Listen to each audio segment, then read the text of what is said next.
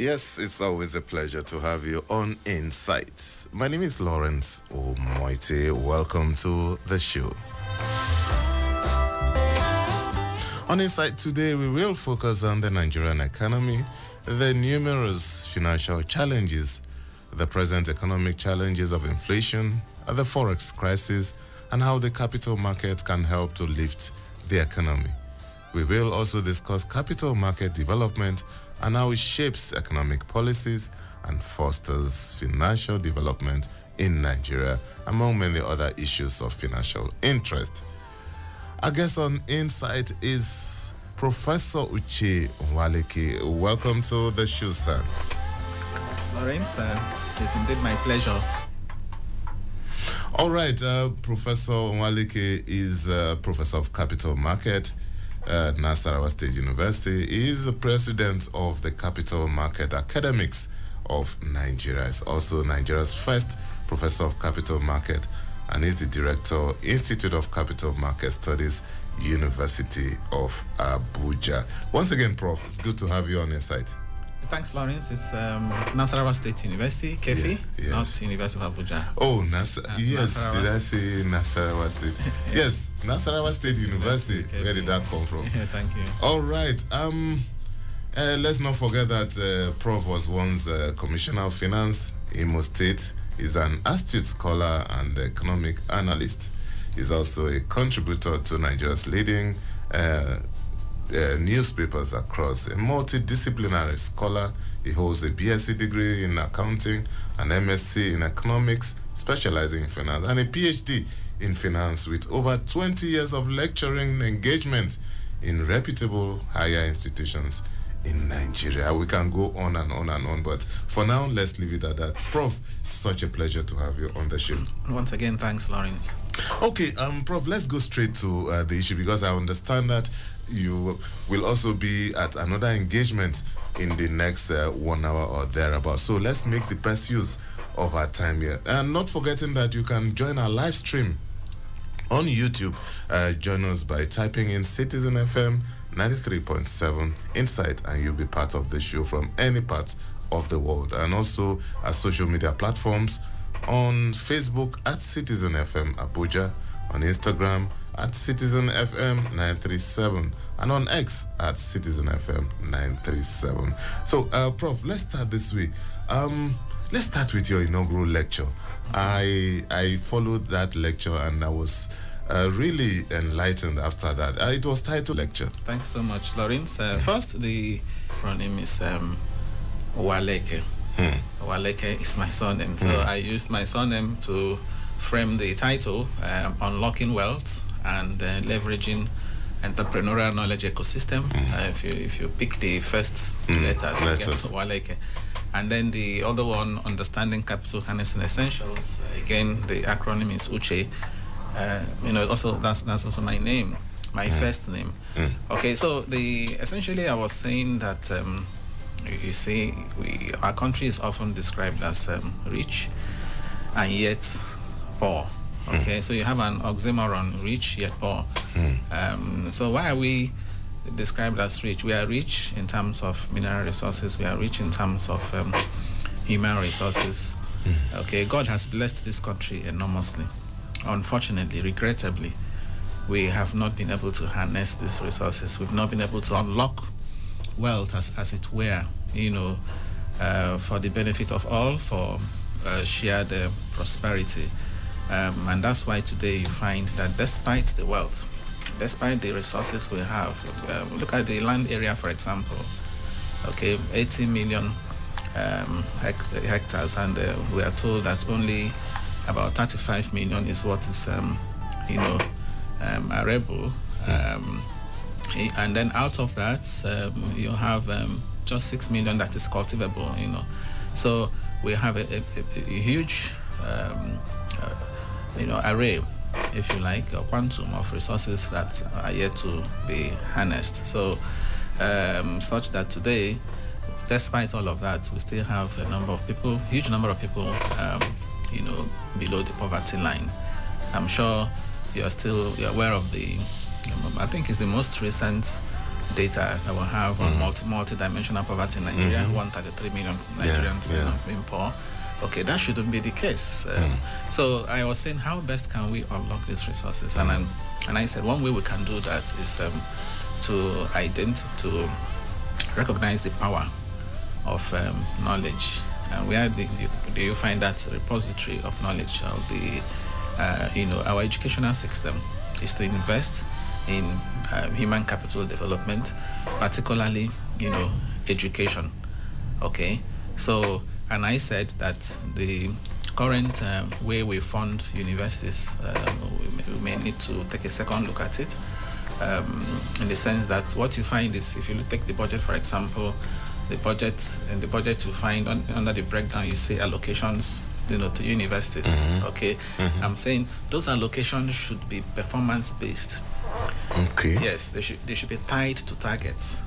Okay, today in Nigeria, if you look at the National Development Plan 2021 to 2025, okay, the medium term, okay, it talks about that by the end of 2025, the aggregate GDP growth should be about 10%. That's what you find there. But there is no attempt to link that objective to to research and or to what the universities can do. So I'm saying, when you are doing that kind of plan, it will make a lot of sense to say, for example, let the Universities of Agriculture, okay, be charged with that responsibility. And that is why we have them. We have specialized Universities of Agriculture in Nigeria. We have the at least the very old ones, the one in Umudike, the one in Makurdi, the one in University of Agriculture in Makurdi, and then Umudike, and then in Akure. Okay, so why can't we give these universities targets to say, as far as self-sufficiency in cassava production, self-sufficiency in rice production, self-sufficiency in whatever, okay, you take that as your target. So based on that, we fund you. So funding should be performance-based. You don't just fund because it's an annual ritual. Every year you must allocate funds. No, you have to fund based on performance, so that at the end of the year, okay, it is assessed, and your next funding will be tied to your output. Okay, so that's one way we can really tie education to our developmental goals.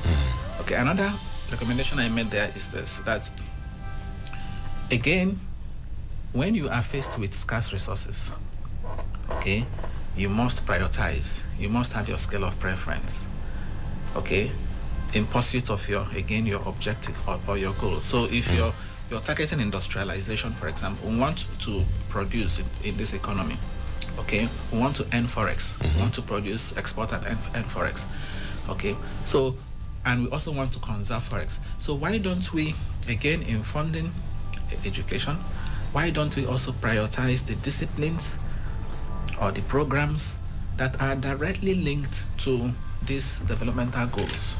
What are these programs? And I said the government should give more attention in terms of funding to what I call the AMIE programs.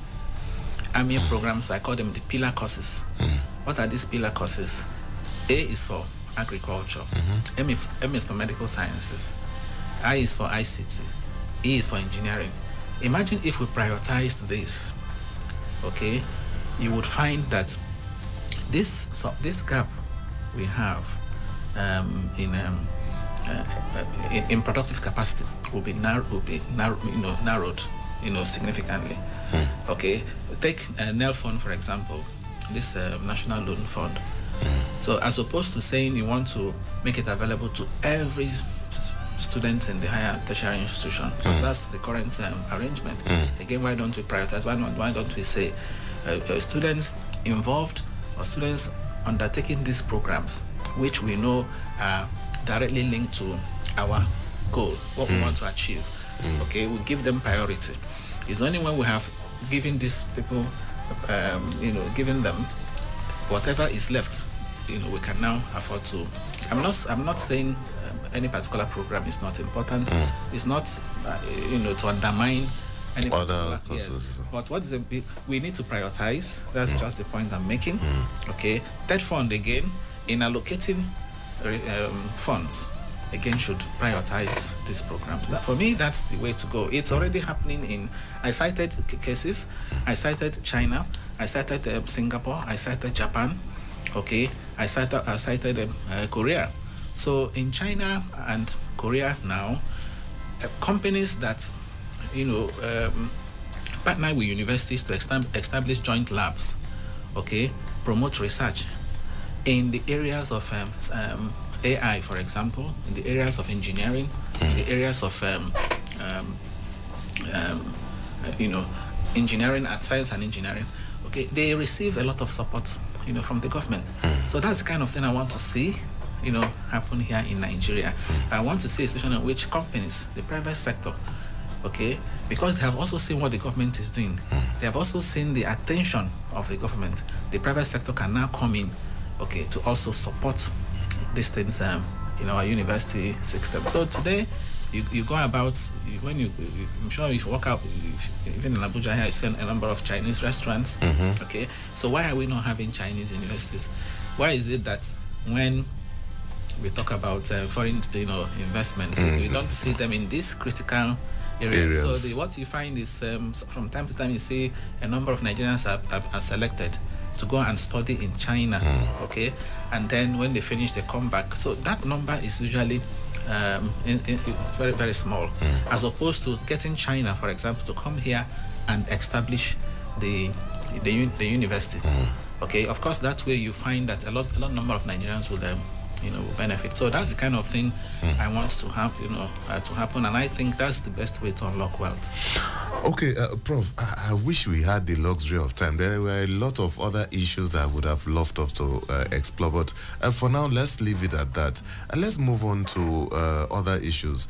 Recently, I think about 4 months ago or thereabout, the Security and Exchange Commission, in its move to expand the curriculum of securities and investment management in Nigerian universities, set up a 9-member committee, of which you were the chairman.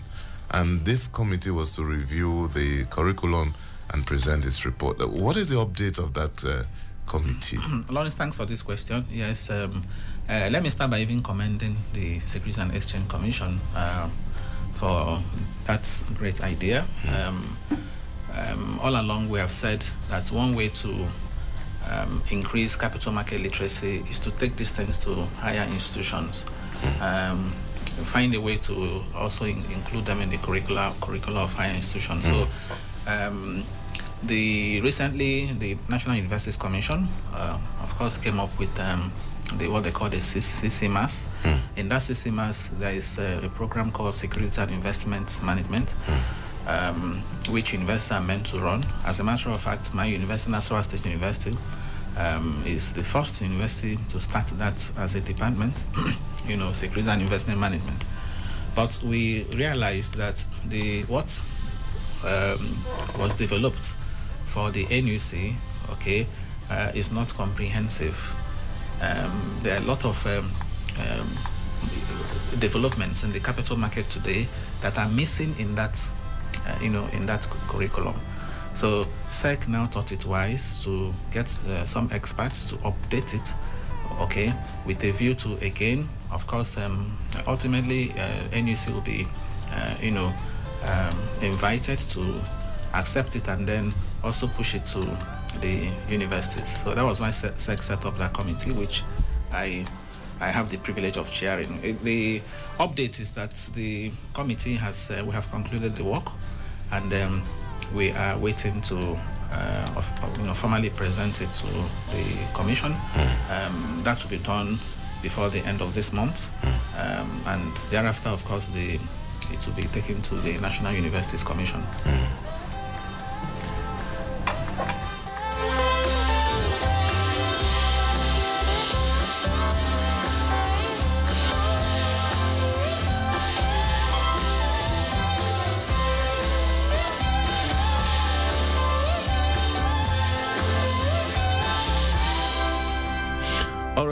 Thank you so much. If you're just joining us, it's Insight on Citizen 93.7 FM Abuja, and we are looking at the capital market. Our guest is Professor Uche Waleke, Professor of Capital Market, Nasarawa State University. Professor Waleke is also the president of the Capital Market Academics of Nigeria. Prof, you've been around for quite a while, and I'm talking about the capital market. How would you describe the level of capital market awareness among students? Because sometimes when we interact, even people who are in the industry, apart from the professionals, yes, but a lot of people, it seems the awareness, I don't know, but you tell us, you are the expert. What is the level of awareness of capital market? Let's start from the university community first. Yes, from my experience, it's still low.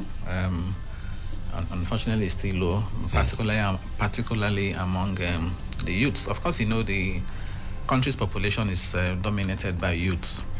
And today, if you go out there in the streets, let me not even say in the streets, even in the classroom, and you're asking, a student to tell you about, the kinds of products that are available in the market. Of course, not many will be able to say that. And this also applies not just to undergraduates, but even at the postgraduate level.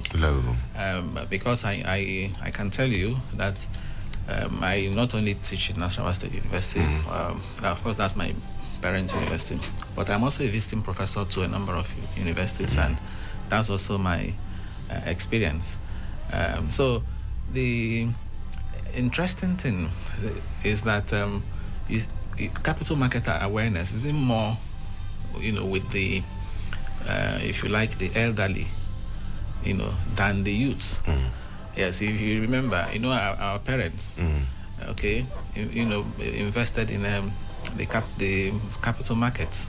My father had, a number of, shares in a number of companies, has shared in a number of companies.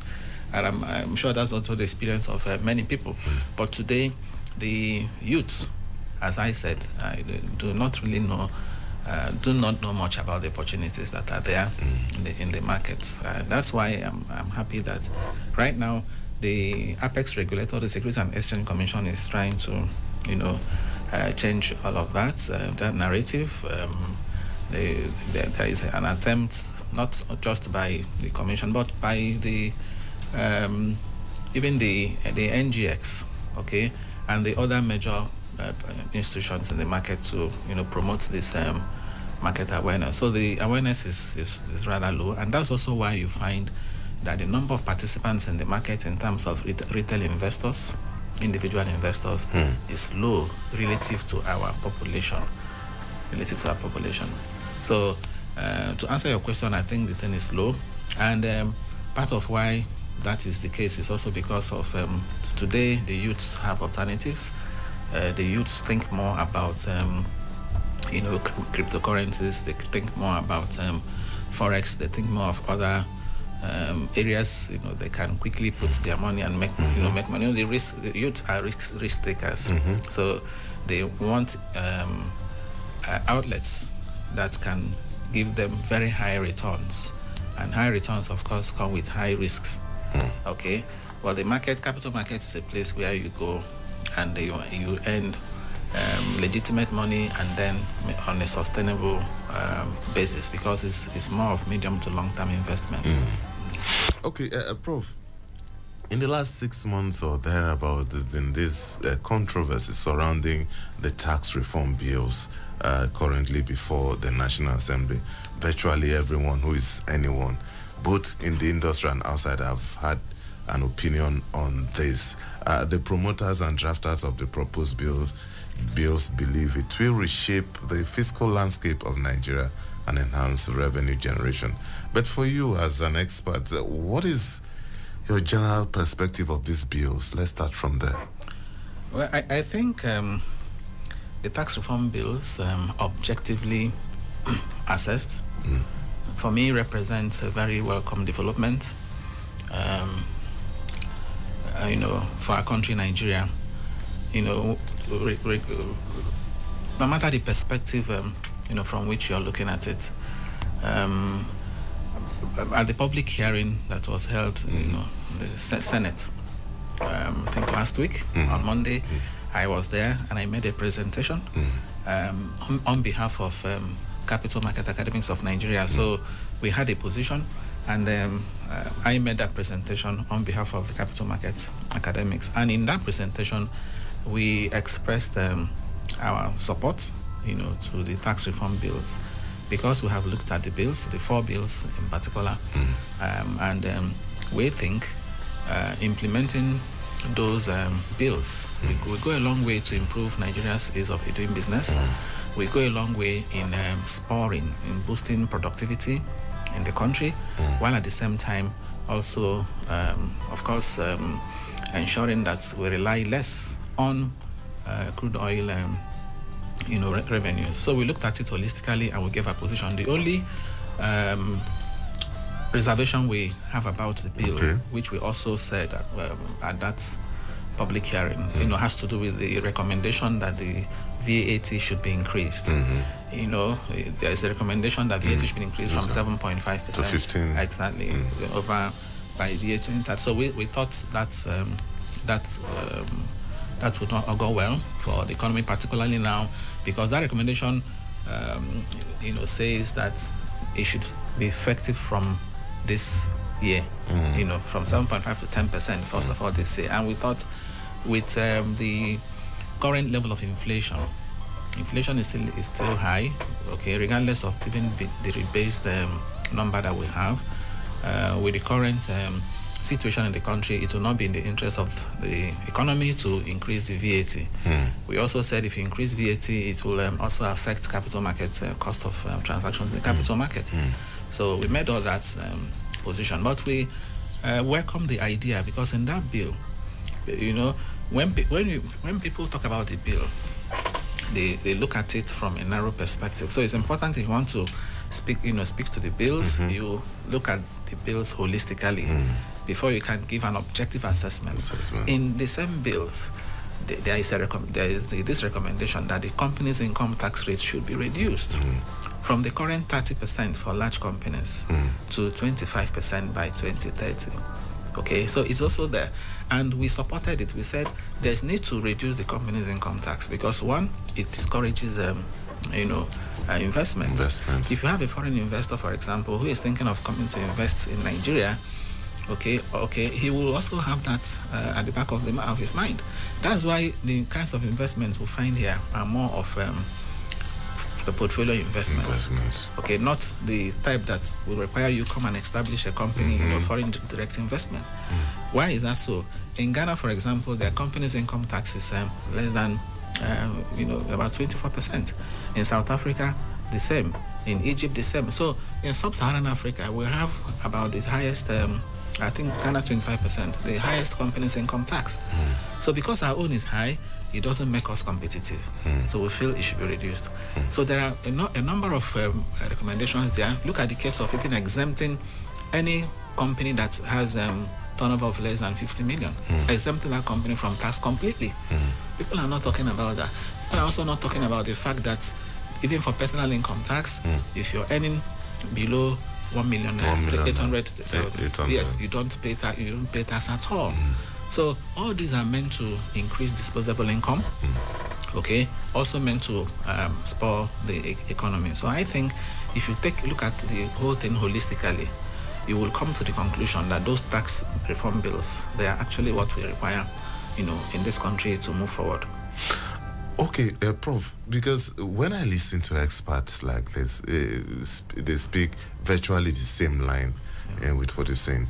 But what do you think is responsible for the outrage that erupted when this bill was introduced? And this, I'm talking about leaders, political leaders, especially from the northern part of the country. Yes. What is it in this bill that will make them uncomfortable or apprehensive? Yes, I said the best way to approach to have an opinion is, first of all, to study the 4 bills. There are 4 of them. So you don't just single out one. So you study the 4 bills and have a comprehensive understanding. In the same bills, you would find that the government is saying that rather than have multiple taxes, which today businesses are complaining about, there's a plan to streamline those taxes, okay, so that businesses don't suffer from multiple taxes. So, yes, all the taxes now have been streamlined into, single digit, and less than 10, okay, from over 60 that we have currently to that. Okay, so part of what's the major thing that caused the, if you like, the uproar has to do with the provision with respect to the VAT distribution.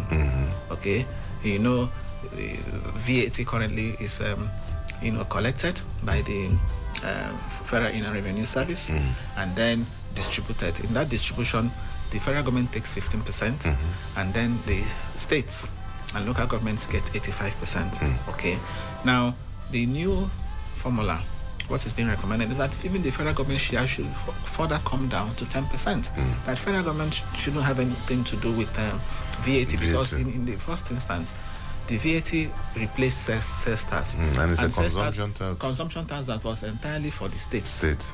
So since VAT replaced sales tax, the process should go to states. So the share of the government should come down to just 10%, maybe to account for cost of collection.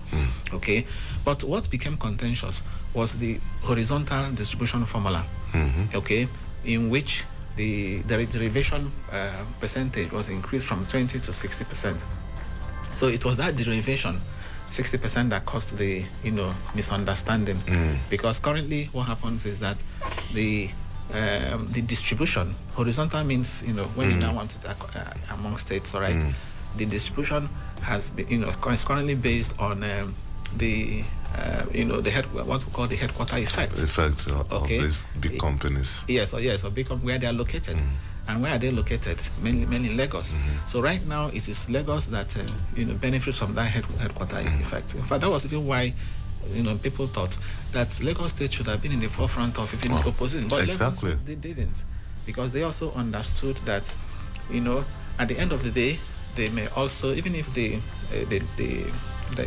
lose some money as a result of the redistribution, they are also going to gain from the personal income tax, because a lot of people are also working in Lagos. All right, so the thing is now moving from the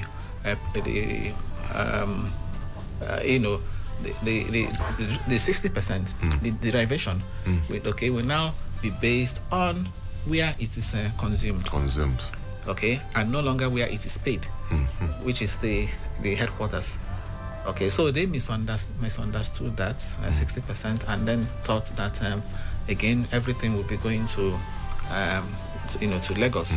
And some states also said that at the end of the day they will have nothing to coming to them, because if you use 60% derivation and they are not consuming the agri products that are supposed to attract those things, you are exempting agri food is exempted, so that the ones producing food and you're saying you are exempting or you are zero rating, that means they won't get much. So that's where the misunderstanding arose.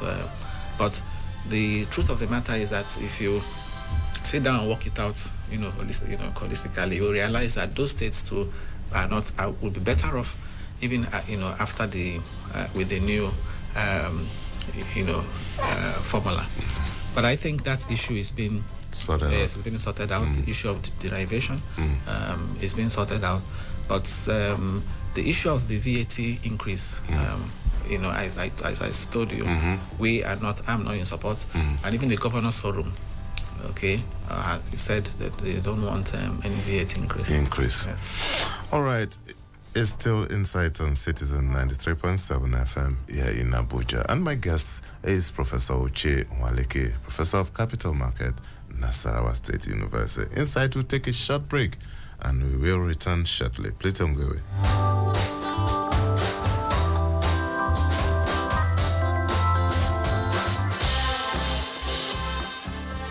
The Renewed Hope Agenda for Nigeria is the brainchild of President Asiwaju Bola Ahmed Tinubu's administration.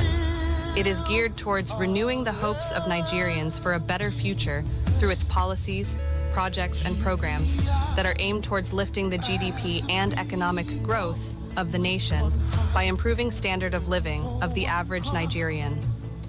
The Renewed Hope Agenda Radio is poised to promote all of the above while enlightening Nigerians as well. Join us every Tuesday afternoon, 2 p.m. on Citizen FM Radio, 93.7, Labor House, Central Business District, Abuja. Renewed Hope Agenda Radio on 93.7 FM. The future starts today.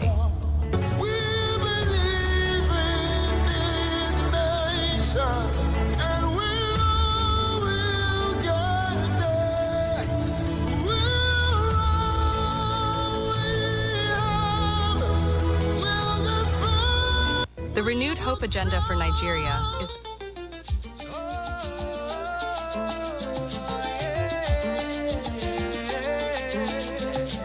Citizen FM Abuja. Now we be the voice of the people. Citizen FM Abuja. Now we be the voice of the people.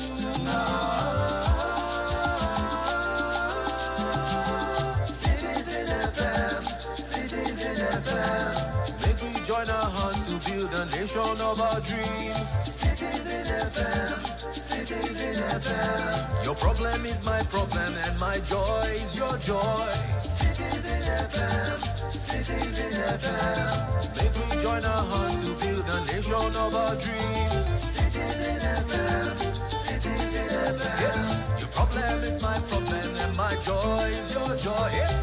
Citizen FM, Citizen FM. Shiki, shiki, shiki. Citizen FM, Citizen FM.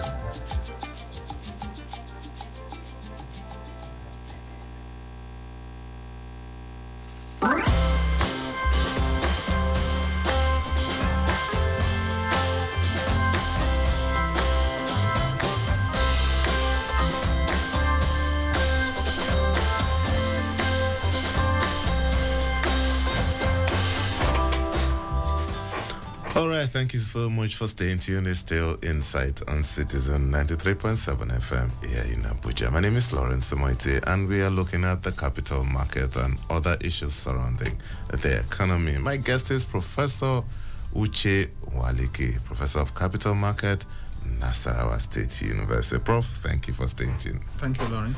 All right, Prof, before we leave the issue of the tax reform bills alone, one of the proposition is that the FIRS will be replaced by the Nigerian Revenue Service, which will now be in charge of all revenue collection. Do you think one agency in Nigeria can do that currently? Yeah, thank you very much. Well, before then, back to let me quickly mention the question you asked me earlier. You know, that's also one of the controversial areas in the bills, just like the one that has to do with the horizontal, distribution. And I mentioned to you that horizontal distribution, it's currently being looked into. A situation where you have 50% of the VAT is on equality of states, 20% derivation, and 30% on population. So the suggestion to move derivation from 20 to 60 is what has generated this.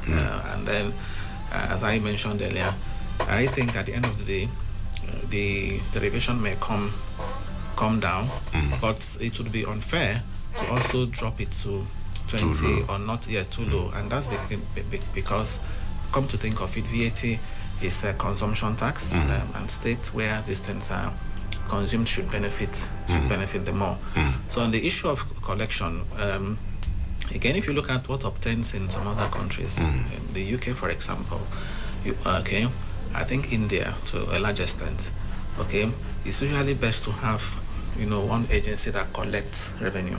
FIRS is meant to collect revenue, and that's why that bill is Nigerian Revenue Service Establishment Bill. To have one central agency that collects revenue, so that customs, for example, will now focus on their mandate. Mandate, of course, trade. What's the mandate of customs? Trade facilitation, and then policing the border, right? So that's the mandate of customs. So they are not to collect, but of course they are to.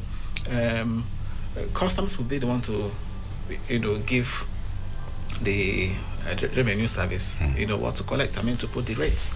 But the actual collection should be centralized. Okay, that way you promote, accountability. And that transparency. way also transparency.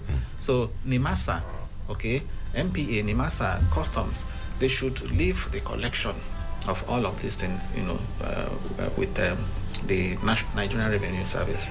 Okay, so I've given you some of the benefits, of doing that, and you're able to also know what is being collected. Now, for example, as we speak, the current thing is that FIRS collects VAT, value added tax.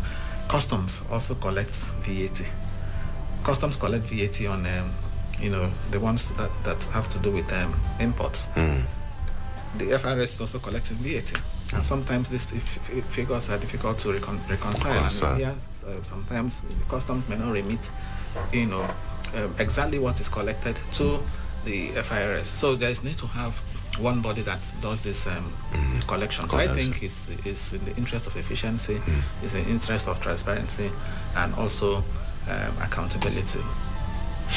All right, the phone lines are open. You can join the conversation. Call us on 0903 2229797. You can also call us on 0818 2222205. That's 0903 2229797. Or 0818 2222205. And call us if you want to have, if you have any question for Professor Uche Nwaleke or any contribution, let us know. You can also send us a WhatsApp message on any of those two numbers. Prof, let's move to Forex. This is one area that has proved a little bit, challenging for the current administration, especially with the expectations of the inflow occasioned by the unified exchange rate. That does not seem to be happening. Although, we noticed in the last few weeks that the Naira is gaining, but some people are still pessimistic that, give it 2 weeks, 3 weeks, it's going to go back to... How do we essentially get out of this challenge? Well, when you're dealing with Forex challenge, you look at it from the short, medium, and long term. Yes. The only sustainable way, that's the long term, to deal with the Forex issue is for us to produce. So produce as a country and have something to exchange with the rest of the world. So we earn Forex, through that, and then we are in a position to match the demand for Forex.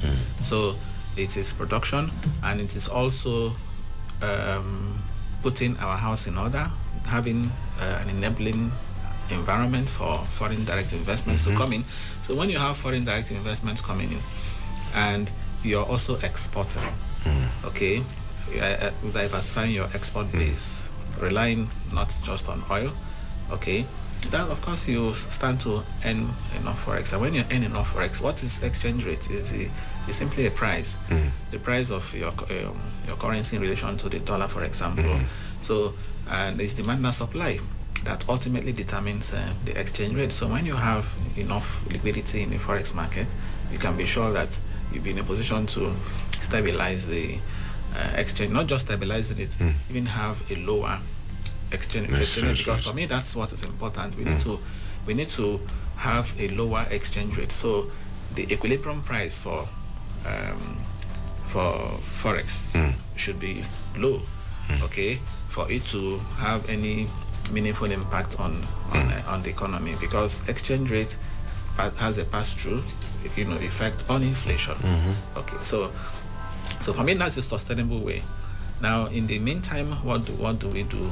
I think that's what the central bank is doing, trying to encourage diaspora remittances, trying to build reserves, and to some extent they have been able to do that. You notice reserves, standard reserves, are now near 40 billion. In fact, at some points over 40 billion. But of course, you notice that the reserves too are going down, partly because central bank is also, intervening in the market, and that is also why you have seen in recent time you've seen some stability in the exchange rate.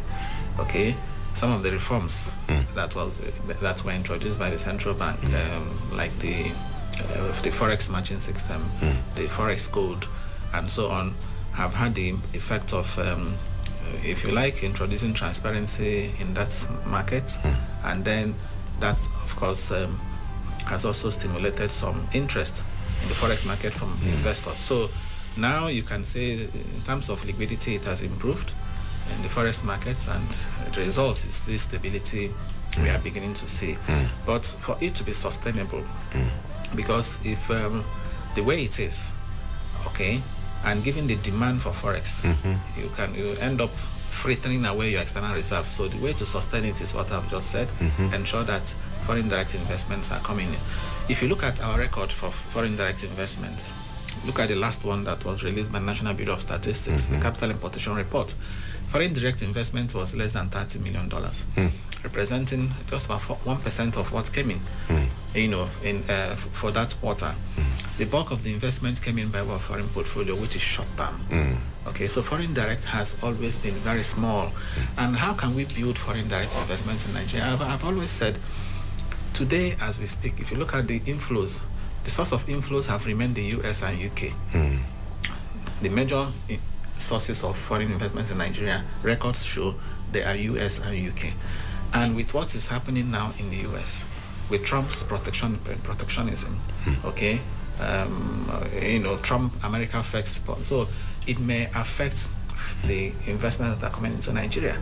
That's why I think Nigeria should also look elsewhere to attract more of these investments. And if you look at countries like India, that have attracted huge foreign direct investments, the source of foreign direct investments in India, in countries like Malaysia, okay, have been Singapore. You have Singapore, you have Japan, you have China, you have Netherlands. So why don't we also begin to focus? Diversify. Yes, look, Mauritius, to look towards those countries to also get, foreign direct investment, as opposed to relying only on UK and US. So that's my recommendation. Our embassies in these countries, should be better funded so that they can also play roles in attracting, foreign, direct investors. Okay, Prof, I'm glad that you brought in the issue of the FDI, that's the foreign direct investment. But some people believe that tied to this is, one, the ease of doing business in Nigeria, and two, ensuring transparency, especially in government issues, and even blocking leakages. That these are things that we should take into consideration. Yes, absolutely, Lawrence. I mean, those ones are you can't overemphasize the need to have an enabling business environment. One of which is even this issue of multiple taxes. That's why I said the tax reform bills will go a long way, to handle that aspect. Of course, there is also the issue of corruption. Okay, the government must also continue to deal with corruption, so that when foreigners come in, they don't, if you like, they don't even get duped, or they are not asked to pay bribes before they can, get permits, to do whatever.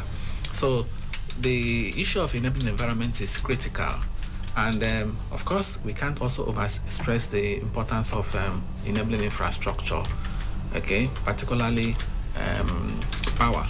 So power is very important, and that's also why part of this investment should also be in that sector.